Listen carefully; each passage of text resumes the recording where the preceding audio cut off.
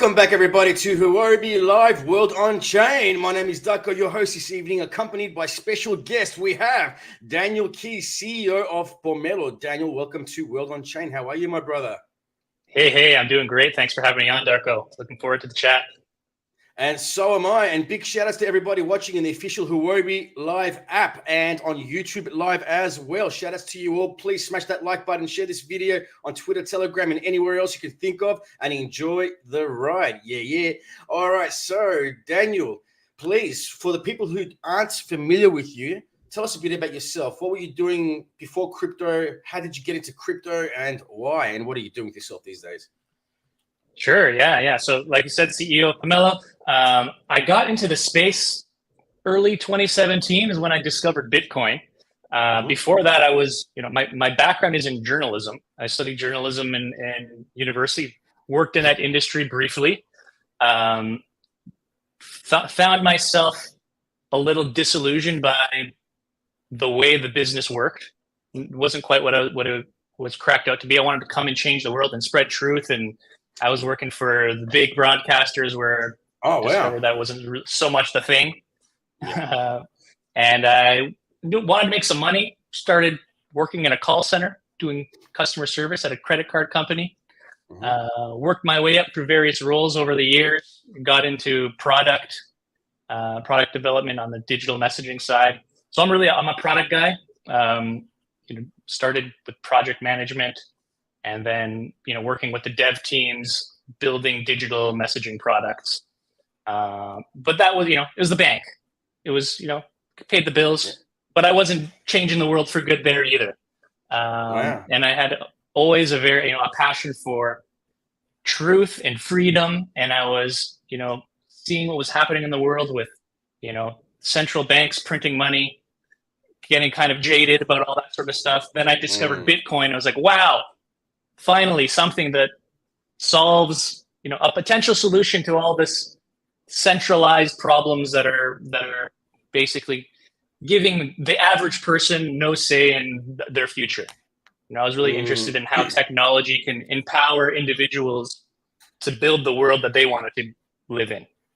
And since 2017, you would have seen some amazing highs and amazing lows and amazing new companies coming out and some crazy collapses of companies as well. A lot of excitement and disappointments since 2017 up until now.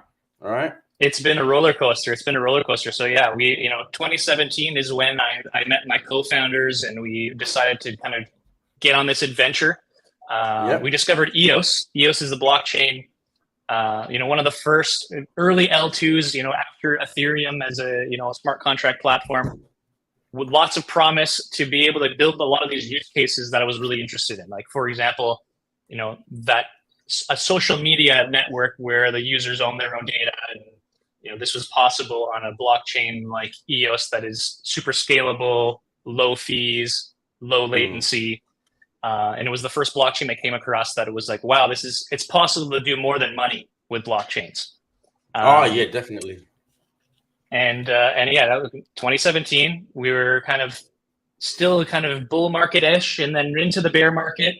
And, I'm lucky that I have a strong group of co-founders. There's 7 of us that kind of started this. We started as a block producer on EOS, a node validator on the EOS network. Yep. And we were completely self-funded. And, through the bear markets, we just, stopped paying ourselves and kept building. And, just made sure that when times are tough, we're tightening the belt and being very strategic with how we spend the money that we do have. And when times are good, we were making sure to make good use of the funds we are able to get. And, over time now we've grown the team. We're up to, at last check, we got 40 people on the team. Oh, wow. Yeah. So it's been amazing growth in the last couple of years. And then, Pomelo is one of our flagships that it was a year ago that we launched it. We've been working on it for over 2 years. And, happy to get more into that. And it was a big part of, the EOS story. I don't know how familiar you and the audience is with EOS. It had a lot of attention 4 years ago when it launched, big $4 billion ICO, big promise for A lot of the community expected that money was going to be reinvested into the project's building in the ecosystem. Yeah. Never happened. Yeah, never happened. Unfortunately. Unfortunately. However, we're going through a renaissance now. The community basically fired that founding entity, Block One, kicked them out of the community, stopped sending. They were receiving some inflation from the network. We cut that off. We stopped expecting anything from them, and we formed our own foundation. Through the consensus mechanisms within EOS, elected a body to represent the network, provided it with we directed inflation to this new entity so that it could begin funding the things that need to be funded in the ecosystem for it to survive. And Pomelo was one of the first things to come out of that, which is a crowdfunding platform to support projects building the public goods for the network. Okay. Does that run on EOS, does it? It runs on EOS, that's right. If your audience is familiar with Gitcoin, it's a very similar concept. Gitcoin is a crowdfunding platform on Ethereum, leverages quadratic funding. So what that means is so there's a big pool of funds provided by the network. It's a matching pool, and anybody can create a grant, submit an application for a grant. The Pomelo team reviews the grant applications just to make sure that it's a public good. What a public good is basically something that's free to access for everybody. And there's, by people accessing it doesn't limit other people's ability to access. So great examples, open source software, wallets, APIs, educational content, a lot of this stuff that people expect to be able to use for free, but it's very important to the health of the ecosystem. And again, prior to Pomelo and the EOS Network Foundation being formed in the EOS ecosystem, this stuff wasn't happening because, with public goods, again, there's no business case to justify funding these things on their own. You need the community to kind of gather resources and fund these things. And because those mechanisms didn't exist, the EOS ecosystem was kind of dying on the vine. None of these public goods were getting built. So, from the user experiences wasn't great because, there weren't good options for wallets and APIs and educational content. And for the builders in the ecosystem, there was no opportunity to get funding. So they came into the space with all this promise and hope for this is going to be amazing.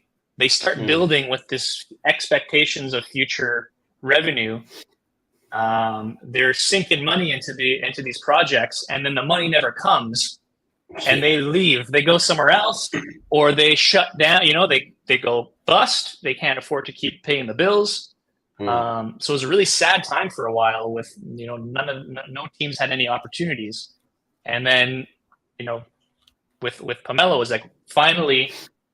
Anybody has an opportunity to build a public good, and then the community gets the chance to decide if it's worthy of being funded. So anybody can donate to the projects they want to see get funded, and those donations get matched with the matching pool using quadratic funding. So we factor in both the number of donors to a grant as well as the value of a donation being donated by the donor in a way that it's like a democratic distribution of the matching pool.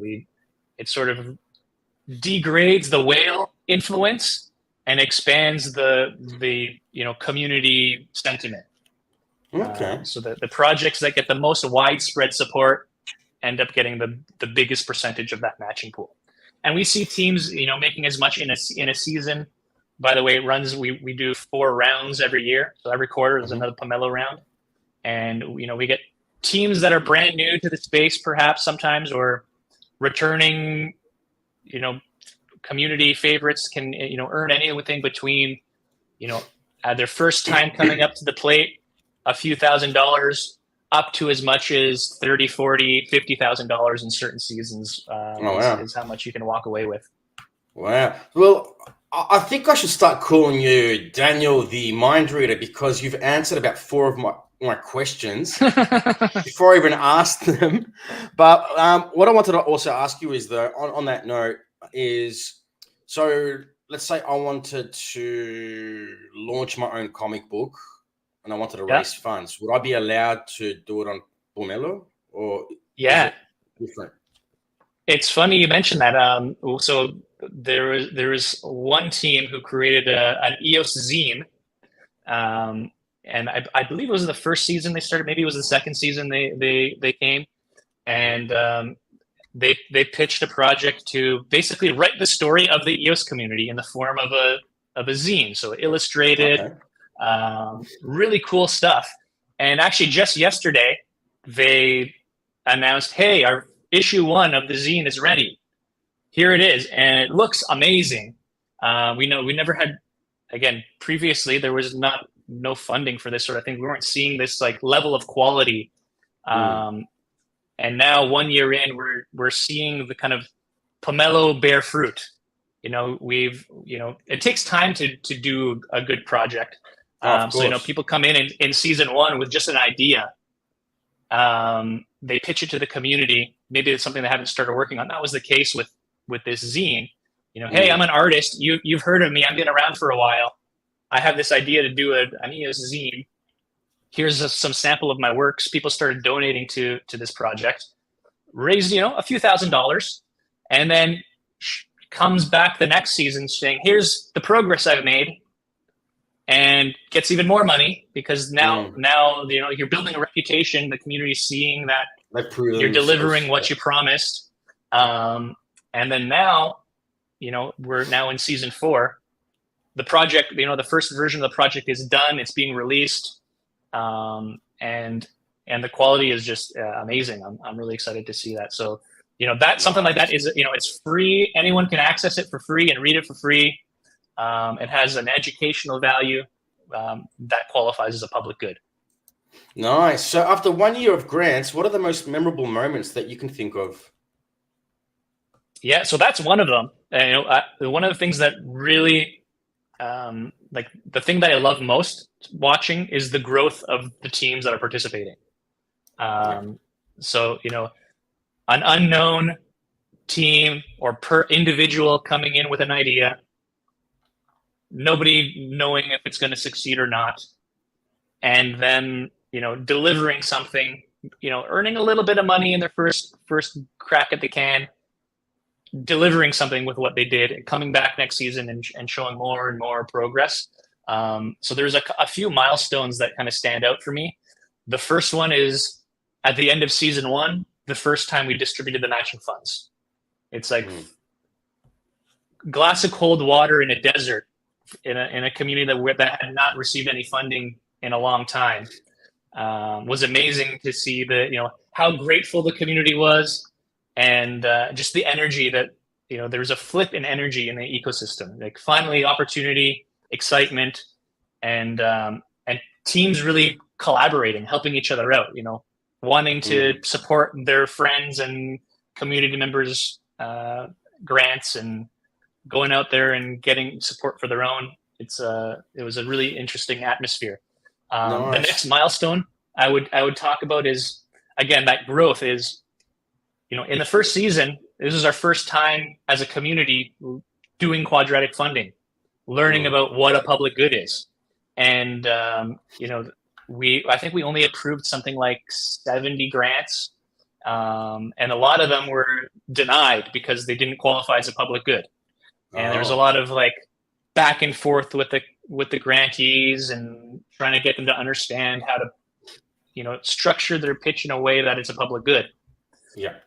Come to season 2 and season 3, it's like, wow, we're learning. In last season, we approved, I think, 170 grants. It was way easier.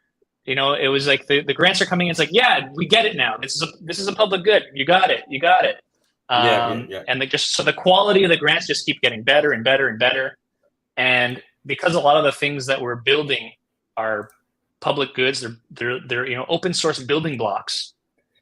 You see this exponential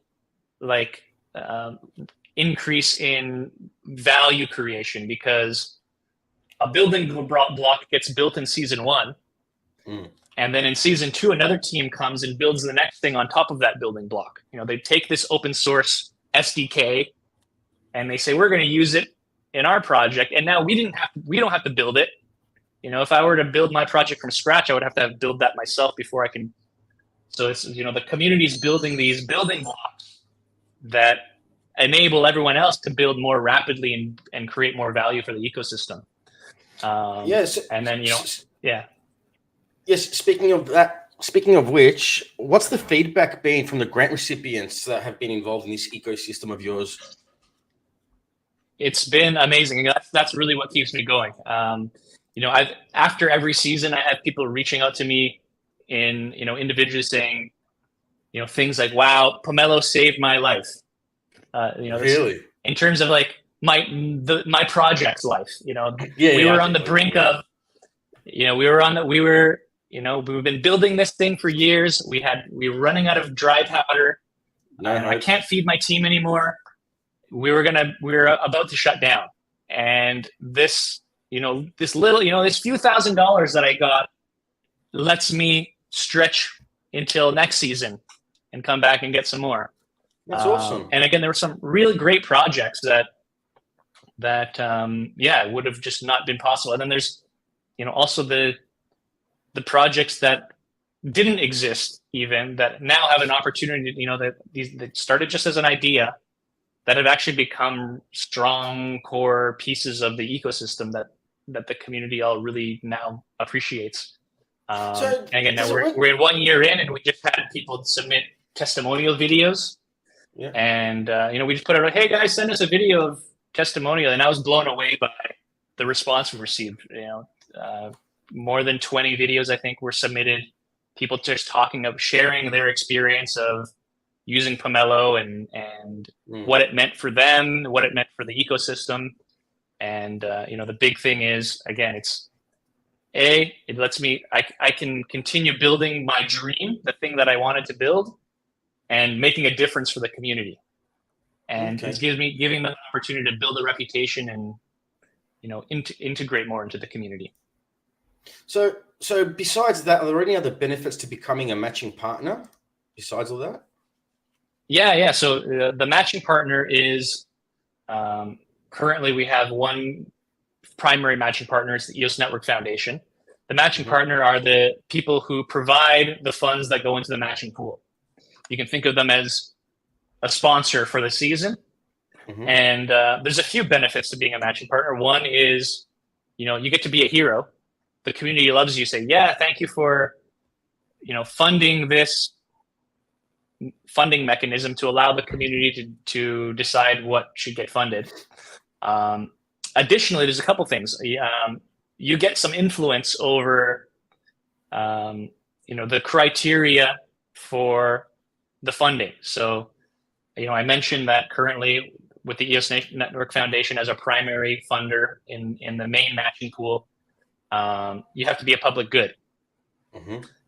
You could join as a matching partner, put a pot and say, I want this pot to go towards DeFi or music or art or, a specific token. Maybe there's some, DeFi box, for example, is a popular DeFi protocol on I was actually going to ask you about that last point right there. You just mentioned the token, specific token. So would that be looked at as a type of ICO if a company wants to create their own token and then says, hey, can we do some crowdfunding through you to make it happen, and then we give the people who raise the funds tokens? Is that allowed? Or so we that's actually prohibited? Yeah. So there's some strict gut rules in Pomelo around, for example, no quid pro quo. You can't give something in exchange for a donation. We want the idea with Pomelo is to be like a true gauge of the community's sentiment on what deserves to get funded without any external influence or promise to pay or anything like that. So that's something we watch very carefully for. Okay, cool. And there have been teams that have offered quid pro quos that get disqualified, unfortunately. Fair enough.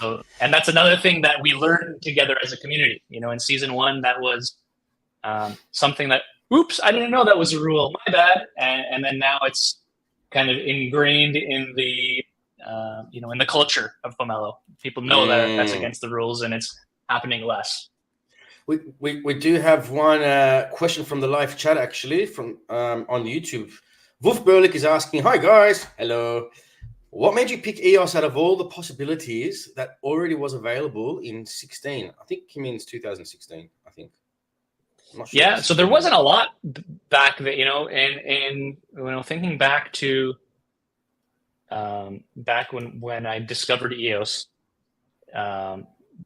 these are pretty early days in terms of like the smart contract development platforms. Ethereum had existed, but already at that time we saw the scalability limitations and the fees being high, and I wanted to build things that had no or very low fees. Like I said, I was interested in sort of like that, almost those social media type use cases where you can attract mass adoption. I wanted my friends and family to be able to use something and it not feel like a blockchain. It feel just like a regular Web 2 app with the benefits of the you own your own data and your the fruits of your own labor. And at the time, Ethereum and EOS were kind of the two choices. There were a few others. Neo, I think OMG or something like yeah, I remember IOTA. Yeah. But when I was looking at the ecosystem, and the track record of some of the, Dan Larimer was the creator of EOS, previously had created BitShares and Steam. And Steam it's a social network on the blockchain. And I started playing with that before getting into EOS, and that was the first. I previously had played a little around with Bitcoin. It was very technical. The user experience was high barrier to entry for an average person. Couldn't do much with it. It's cool to hold and think about the future possibilities. But the Steam blockchain was the first time I actually touched and played with a blockchain that felt like, wow, a regular person can do this. There's value here. Look at all this great content that's being created, and people are getting incentivized to create it.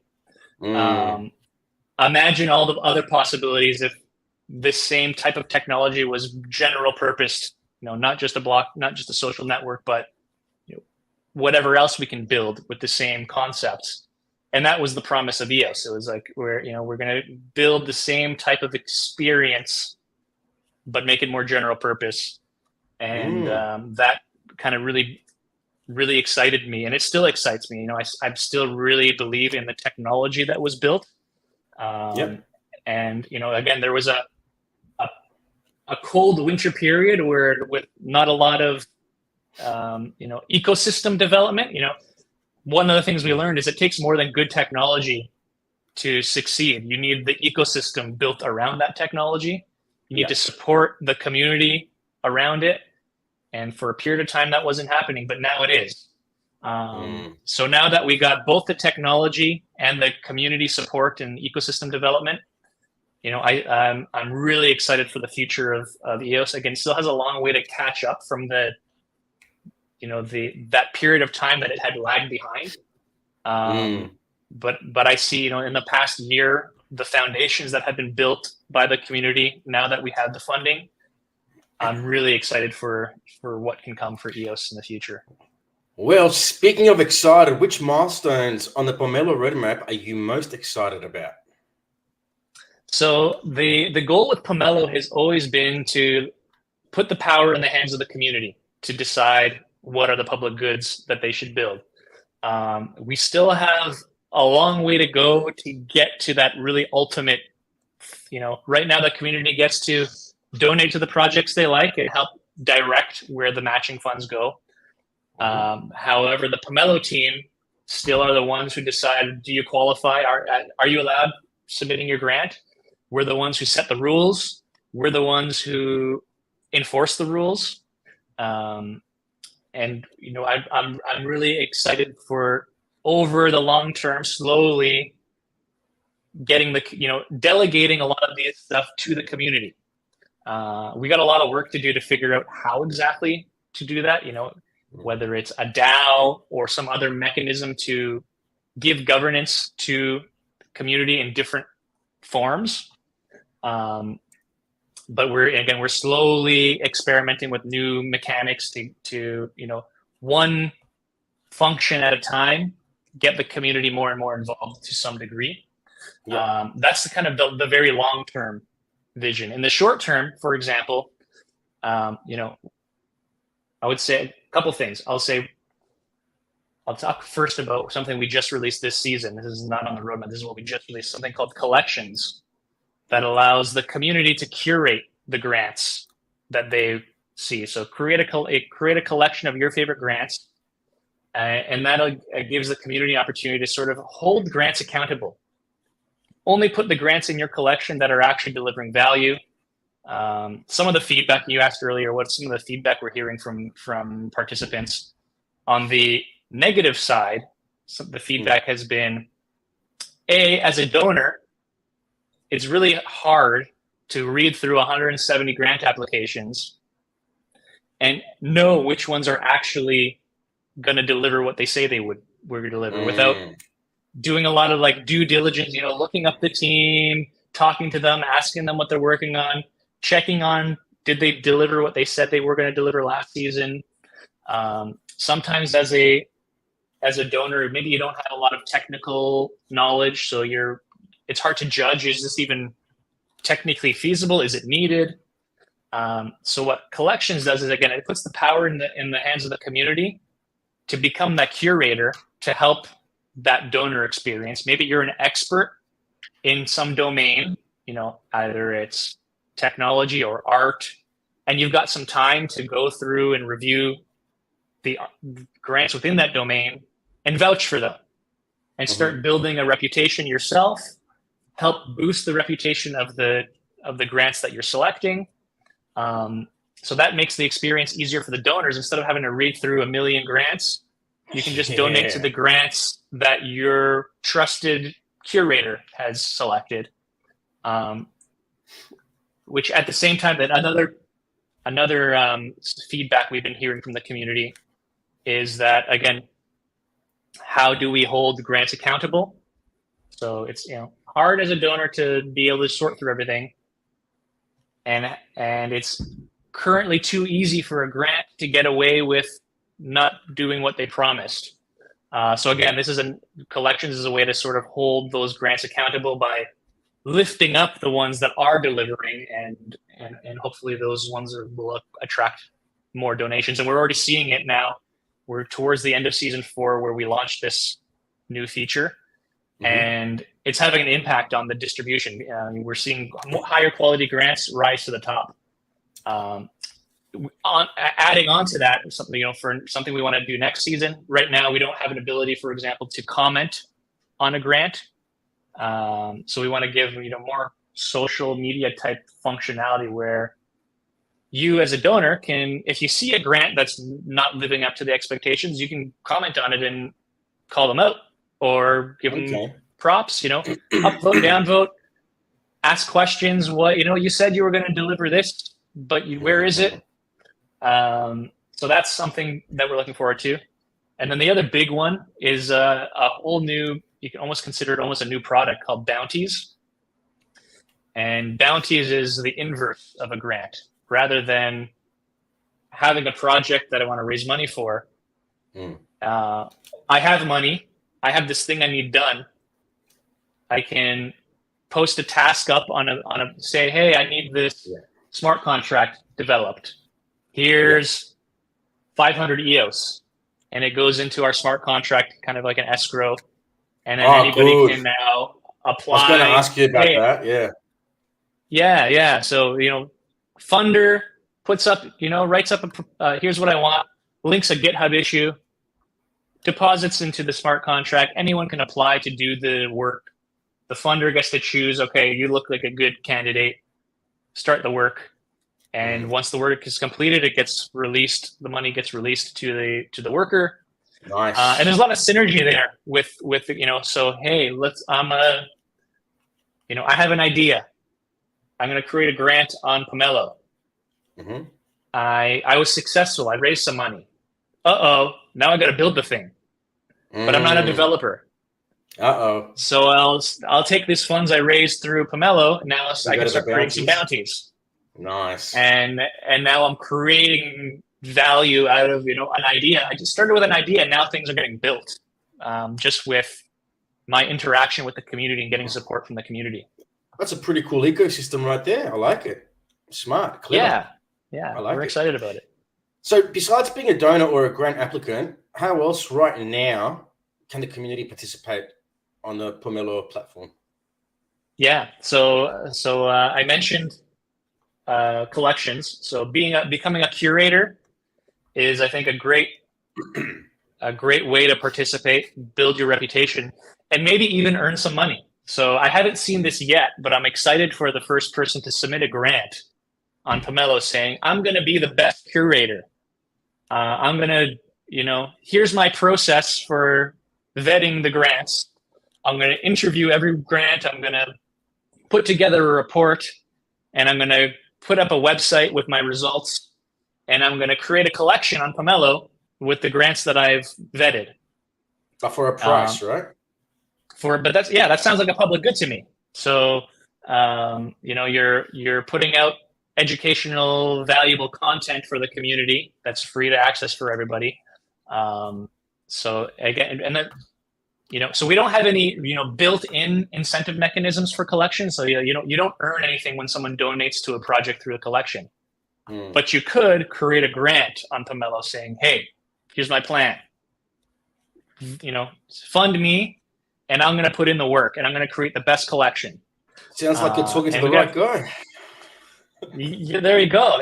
Would love to see. Yeah. I do lots and lots and lots of interviews, and I'm extremely fussy with projects when I look at them. Extremely fussy. So I ask a lot of questions when it comes to things like that. But yeah. And again, so there's rules for every. You don't need to be a developer. Again, art, content, education, all kinds of things. So yeah, curator. That's one way you can be a member and participate. And that can donor obvious. Right now? That's right. That's happening right now. So yeah, season 4. Again, we just had our 1-year anniversary. We're in our 4th season. Congratulations. Thank you. Applications actually just closed yesterday for season 4. So if you want to submit a grant to be a curator, you're going to have to wait for season 5 because we just closed applications, unfortunately. Donations are still open for another week. Yeah. So that's another role. Hey, I've got some EOS. I'm a passionate community member. I want to see this community thrive. I want to have an influence over what are the projects that get funded. So donate to the projects that you want to see succeed. Important to mention, again, because of this quadratic funding thing, you can think of your donations more like votes, because the impact of your donation is much like the matching allocation that goes to that grant because of your donation is typically way higher than the donation itself.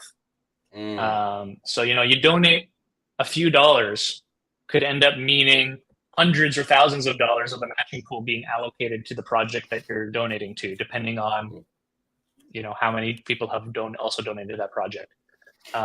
So putting a little bit of skin in the game, you do have to spend a little bit of money, but it goes way further than that little bit of money. So you have an influence on how you can consider the matching pool, like the community's public fund.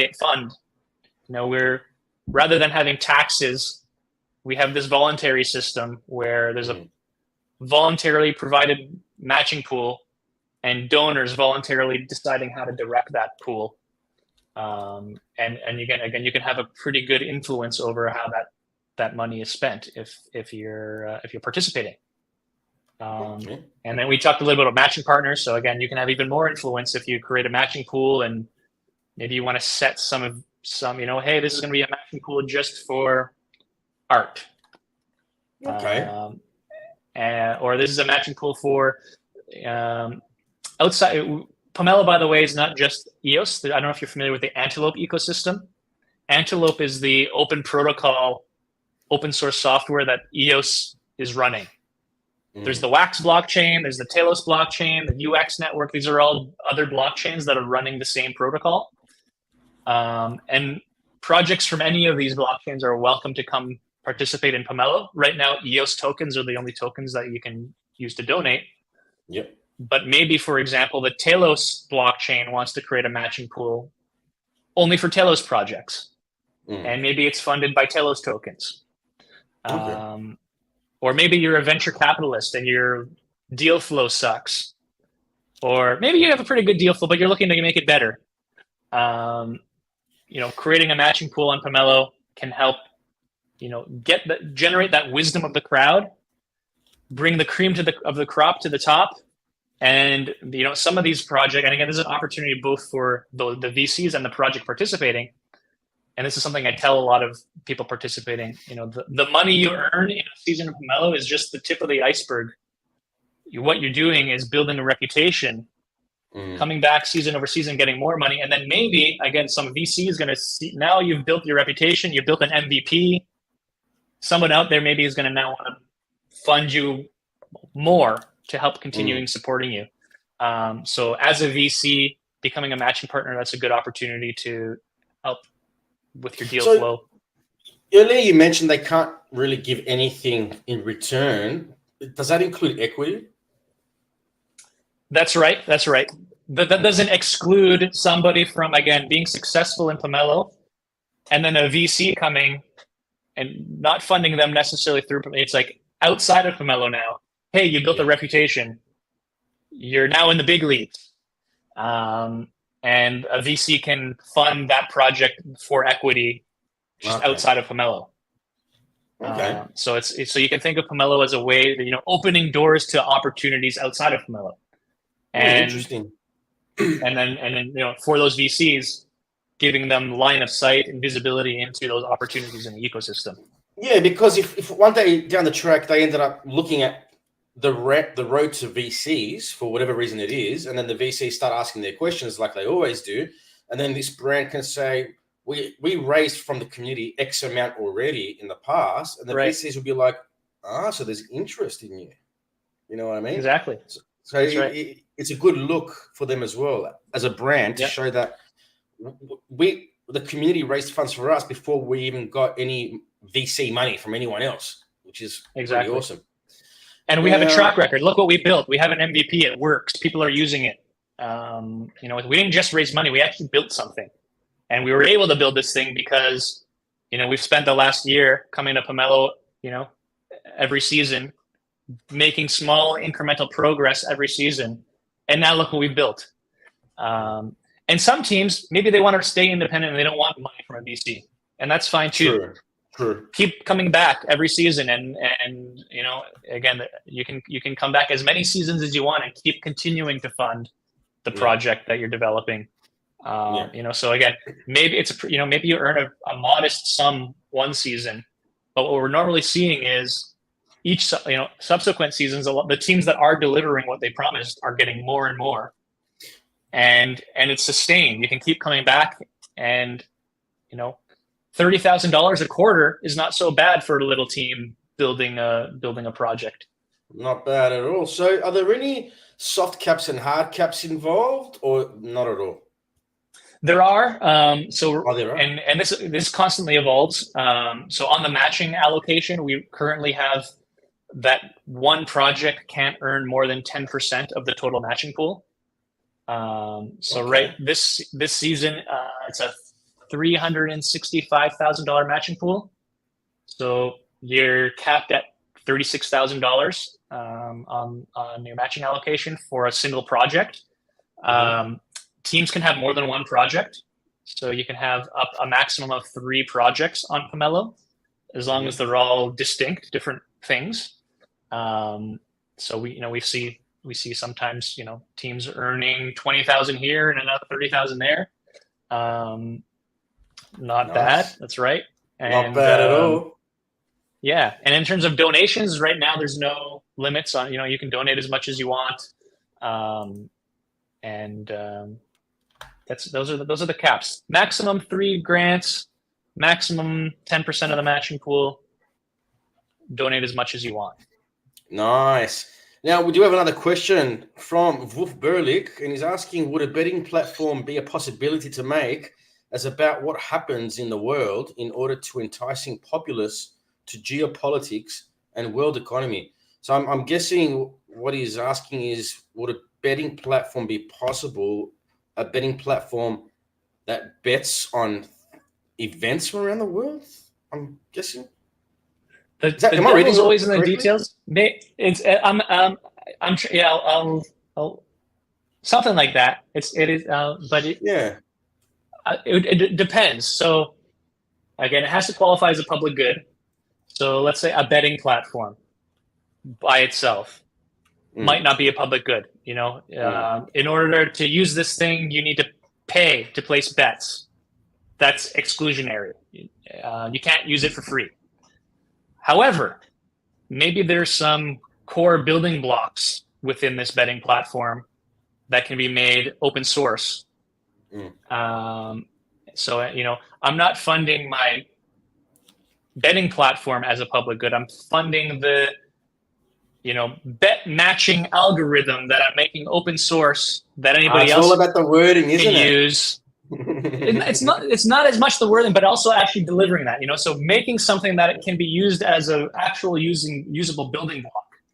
Okay. So that if another project is building a betting platform, in this case, this is a betting platform for events. I think, maybe someone wants to build a betting platform for sports, but maybe there's some core components that are similar that, both a sport betting platform and an events betting platform, or maybe there's a sports and politics betting, who knows? And they both need a way to take bets and set odds. Maybe there's a smart contract that you can make general purpose. Okay.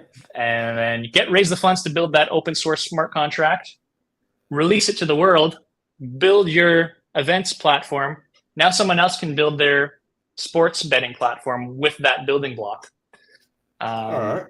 Well, so that's one example of a way you can take something that's maybe not necessarily a public good in itself, find the public good within it, get that thing funded, and then build the thing you really wanted to build.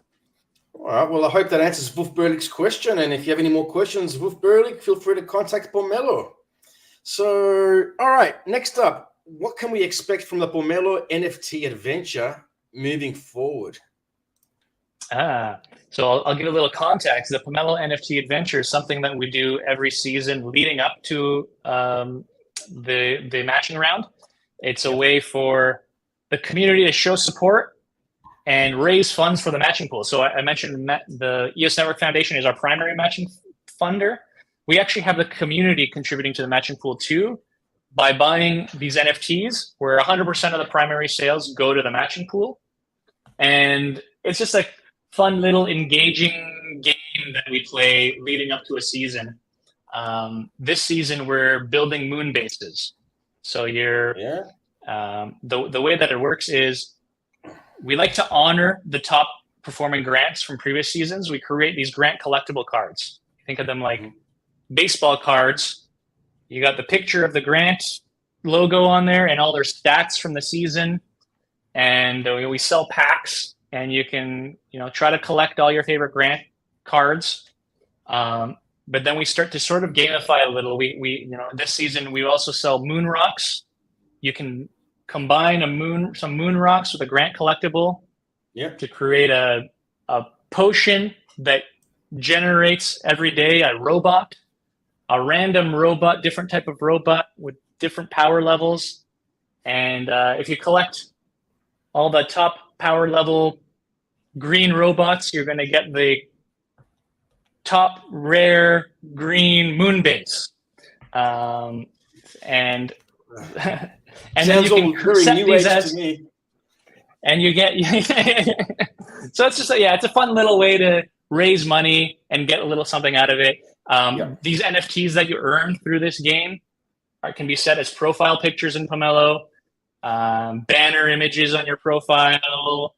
You can earn achievements through participating in Pomelo. The top donors and the top grants earn achievement badges. Yeah. So now we're on the moon, and we're building moon bases. What's next? We're going to explore the outer reaches of space. We're going to see what we can find out there. So we're looking forward to, I think next week is when we drop the moon base blends, where you can take your robots and build moon bases. Next season, Nice. again, now we're on the moon. We got moon bases. What can we build to get us into the outer reaches of space? We'll have to wait and see. Trampolines. There you go. There's low gravity. That'll get you far. Yeah, exactly. Awesome. Well, that sounds pretty good to me. Is there anything else before we give this a wrap? Is there anything else you wish to share with the Huobi Global audience before we go? I'll just kind of check out Pomelo.io is where you can find. I was going to ask you about that as well next, but again, you read my mind. But go for it. Cool. Yeah, go Pomelo.io. The donations for season 4 ends on December 14th. So there's still time to. That's right. Yeah. So we're kind of at the tail end of our 4th season. Check it out. Go look at some of the grants. Maybe you see some there that you want to support and you want to toss a few EOS. Participating as a donor is a good way of getting your feet wet. Start building your reputation in the community and preparing. Maybe you have an idea for a grant you want to submit in season 5. By coming in and already participating in season 4, you get a little bit of taste for it. You get a little history on your account. The community can look at your profile. Oh, this person participated last season. They're a little bit more long-standing. I trust them a little more. So if you're thinking about participating in season 5, come to the end of season 4, start making some donations, and you have until the 14th to do that. Nice. So it's Pomelo.io. Is that correct? That's right.